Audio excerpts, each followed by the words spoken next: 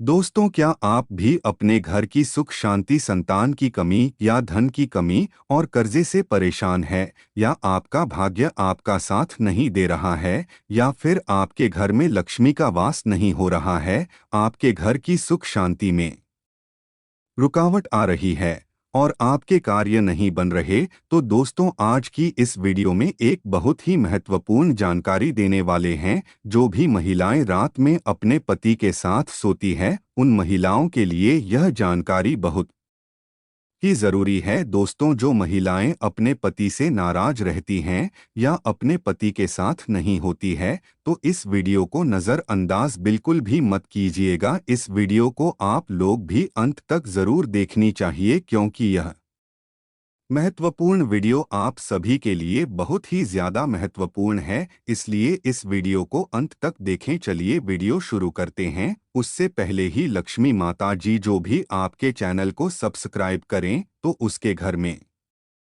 धन दौलत की कमी ना हो और उसका परिवार सदैव हंसता मुस्कुराता कुशल मंगल। दर्शकों, किसी गांव में एक गरीब सेठ रहता था। जी हाँ, गरीब सेठ। आप सोच रहे होंगे से था और वह भी गरीब, ये दोनों विरोधाभासी शब्द एक साथ कैसे? यह सब भाग्य का खेल है। दोस्तों, हर इंसान के जीवन में कभी उतार कभी चढ़ाव आते हैं। उसी तरह दयाराम सेठ भी किसी जमाने में बहुत अमीर हुआ करता था और वह खूब दान धर्म और पुण्य भी किया करता था। लेकिन समय पलटा और वह धीरे धीरे अपना धन आ गया और आखिरकार आज इस हालत में पहुंच गया कि लोग उसे गरीब सेठ के नाम से जानने लगे। लेकिन वह कहते हैं न कि अच्छे कर्मों का फल देर सबेर ही सही मिलता जरूर है। ऐसा ही कुछ इस गरीब सेठ के साथ भी होने वाला था। जिस गांव में यह सेठ रहा करता था, वहां पर एक बार राजा के लोगों ने ऐलान किया कि जिसने भी अच्छे काम किए हैं, वह अपने अच्छे काम गंवाकर राजा से उसके बदले में जो भी उसका मन हो राजा से लेकर जाएं। इस ऐलान को सेठ की पत्नी ने सुन लिया। सेठ की पत्नी बहुत खुश हो गई, क्योंकि वह जानती थी कि अपने अच्छे दिनों में सेठ ने अनगिनत पुण्य का काम किए हैं। यह बात जब पत्नी ने सेठ को बताई, तो सेठ भी खुश हो गया और बोला, अगर ऐसा है तो फिर हमें बहुत बड़ा इनाम मिलना चाहिए, क्योंकि हमारे अच्छे कामों की सूची बहुत बड़ी है। अगले दिन सेठ सुबह सुबह 4 रोटियां बांधकर राजा के महल की तरफ चल पड़ा। सेठ के घर से राजा का महल काफी दूर था। सफर लंबा। आधे रास्ते में पहुंचने के बाद सेठ काफी थक गया। सेठ एक पेड़ की छांव के नीचे बैठकर आराम करने लगा और वहीं पर अपने साथ लाई रोटियां खाने की सोचने लगा। सेठ खाने की सोच ही रहा था कि तभी वहां पर उसके सामने एक गाय और उसके 2 बछड़े आए। सेठ के हाथों में रोटियां देखकर गाय और उसके बछड़े उसके सामने ही आकर खड़े हो गए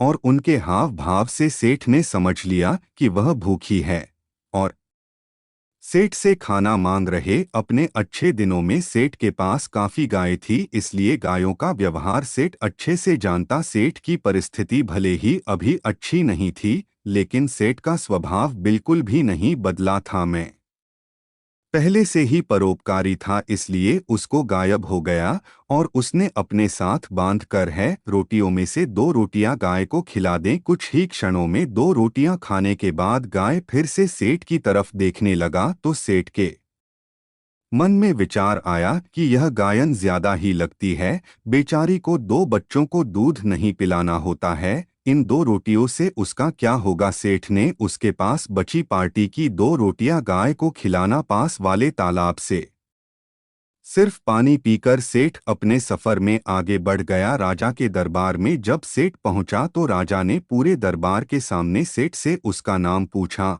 और अपने अच्छे कर्मों के बारे में बताने के लिए कहा। सेठ ने राजा को डोट प्रणाम किया और अपने कामों के बारे में बताना शुरू किया। सेठ ने कहा, महाराज को मैंने कई भूखों को खाना खिलाया, कई मंदिरों में दान दिया है, कई निराश्रित लोगों को आश्रय दिया है, कई तीर्थ स्थानों की यात्रा की, सैकड़ों साधु संतों की सेवा की और ऐसे ही दर्जनों काम बताने के बाद सेठ बोला, महाराज यह मेरे कई सारे अच्छे कर्मों में से कुछ अच्छे कर, इनके बदले आप जो भी नाम देना चाहें दे दीजिए। थोड़ी देर सोचने के बाद राजा बोला, अगर तुम्हारे कुछ और अच्छे कर्म है तो वह बताएं, क्योंकि अब तक तुमने जो मुझे बताए हैं उन्हें में अच्छे कर्म की श्रेणी में नहीं था। पेट को राजा की बात सुनकर बड़ा आश्चर्य हुआ। सेठ ने राजा को हाथ जोड़कर कहा, अगर आपको मेरे बताए यह कर्म अच्छे कम नहीं लगते या पुण्य कर्म नहीं लगते तो मेरा बाकी के कर्मों का उल्लेख करना फिजूल होगा। आप मुझे इजाजत दीजिए, मैं वापस जाता है।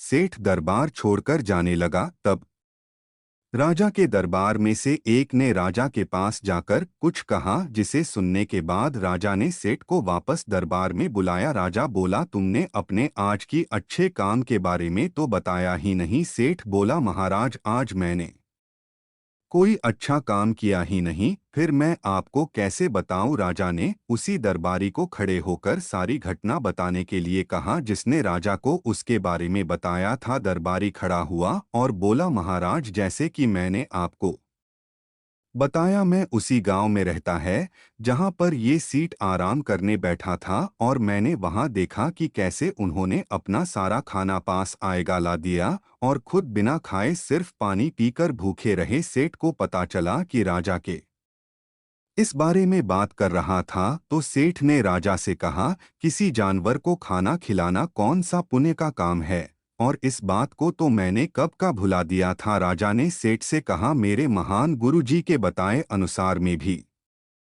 उन्हीं कामों को पुण्य कर्म मानता हूँ जिन्हें करते समय सच में निस्वार्थ भाव से किया जाए, उसी के लिए किया जाएगा जिसको उसकी जरूरत हो, और सबसे बड़ी बात उस काम को करने के बाद बना दिया जाए। यही कारण है कि आज तुमने जो काम किया वह तुम्हारे किए गए आज तक के सभी कामों में सबसे उत्तम और सर्वश्रेष्ठ, जिसके लिए तुम सच में इनाम के हकदार। इसके बाद राजा ने उस सेठ को अपना सबसे विश्वसनीय सेवा का पद, उस राजा के दरबार में बैठने का अवसर वह बहुत खुश हुआ। वह तुरंत जाकर के अपनी पत्नी से बताया कि भाग्यवान, आज मुझे राजा साहब ने बहुत ही बड़ा इनाम दे दिया। उन्होंने मुझे अपने यहाँ अपना सबसे करीबी सेवक के रूप में रखने को डोट कहा है। यह सुनकर पत्नी खूब खुश हो गई और कहने लगी है, भगवान तेरा लाख लाख शुक्र है, आज तूने मेरी सुन ली। अब सेठ राजा के निजी से सेवक के रूप में राजा के साथ रहने लगा। राजा उस पर बहुत ज्यादा भरोसा करता था,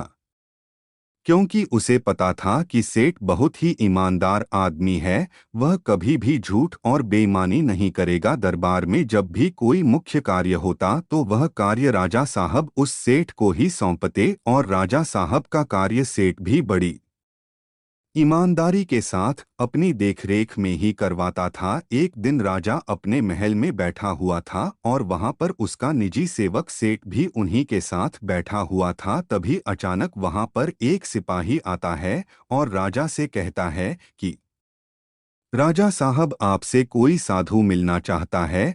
तब राजा ने आदेश दिया कि उसे सम्मानित पूर्वक हमारे पास ले आओ। सिपाही बाहर जाता है और साधु को अपने साथ सम्मान पूर्वक अंदर लेकर आता है। राजा उसे साधु को बड़े सम्मान पूर्वक अपने महल में रखता है और उसे भोजन पानी आदि करवाता है। इससे साधु राजा साहब से बहुत खुश हो जाते हैं। उसके बाद साधु राजा साहब से कहते हैं कि हे राजन, मैं आपकी सेवा भाव को देखकर बहुत प्रसन्न हुआ, इसलिए मैं आपको एक छोटी सी सीख देना चाहता है, जिसे अपने जीवन में जरूर उतार लीजिएगा। उन्होंने कहा कि हर पुरुष को सदैव इस बात का याद रखना चाहिए कि हमेशा किसी भी पुरुष को अपनी पत्नी से बहुत अच्छे बंध रखने चाहिए, और यदि कभी पति या पत्नी के बीच में कोई अनबन या कोई झगड़ा होता है तो उसे समय रहते जरूर सुलझा लेना चाहिए, क्योंकि पति पत्नी के आपसी कलह के कारण घर में गरीबी और दरिद्रता वास करने लगते हैं।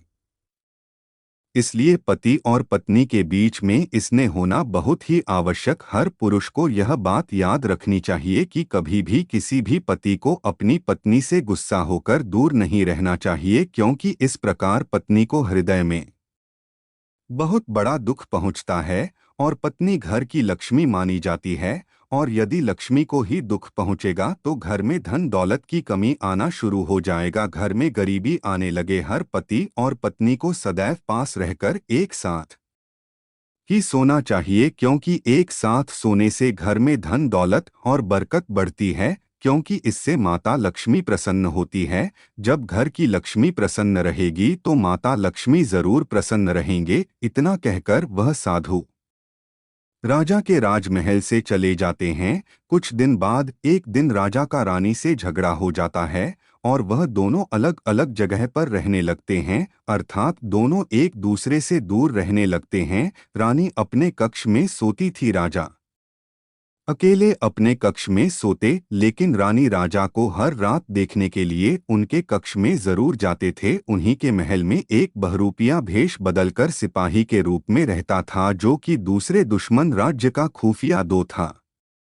जब उसे पता चलता है कि राजा और रानी के बीच इस समय झगड़ा चल रहा है, तो वह इसका फायदा उठा आने की कोशिश करता है और राजा को मारकर सारा राज्य हड़पने की कोशिश करता है। एक रात वह अपने कुछ साथियों के साथ राजा को मारने के लिए उसके कक्ष में जाने को तैयार होता है, क्योंकि राजा अपने कक्ष में अकेला सोया हुआ था। उनके साथ उनकी रानी साहिबा भी नहीं था। वह खुफिया दुश्मन दूध राजा साहब के कमरे में घुसा और तभी उधर से रानी राजा को रात में देखने के लिए उनके कमरे की ओर आ रही। जैसे ही उन्होंने देखा कि कोई उन्हें मारने के लिए उनके कमरे में जा रहा है, तभी रानी ने पीछे से कुछ सिपाहियों को भेजकर उसे पकड़वा लेती है। सुबह जब राजा को यह सब कारनामा पता चलता है, तब वह रानी का लाख लाख धन्यवाद देता है और उसे उस साधु की बात याद आती है कि उसने कहा था सदैव पति पत्नी को आपस में मिलजुल कर एक साथ रहना चाहिए, क्योंकि इससे घर में धन दौलत की बरकत होती है और सभी का यह अच्छा बना रहता है। यदि सही वक्त पर रानी उसको अगर न पकड़ पाती तो शायद मेरा धन दौलत और ब्रांड सब कुछ दूर हो जाता। सच ही कहा जाता है कि घर की महिला स्वयं लक्ष्मी होती है और लक्ष्मी को हमेशा खुश रखना चाहिए। और यदि कोई पति अपनी पत्नी के साथ सोता है तो पत्नी हमेशा खुश रहते हैं और घर में सुख शांति धन दौलत की बरकत होने लगती है।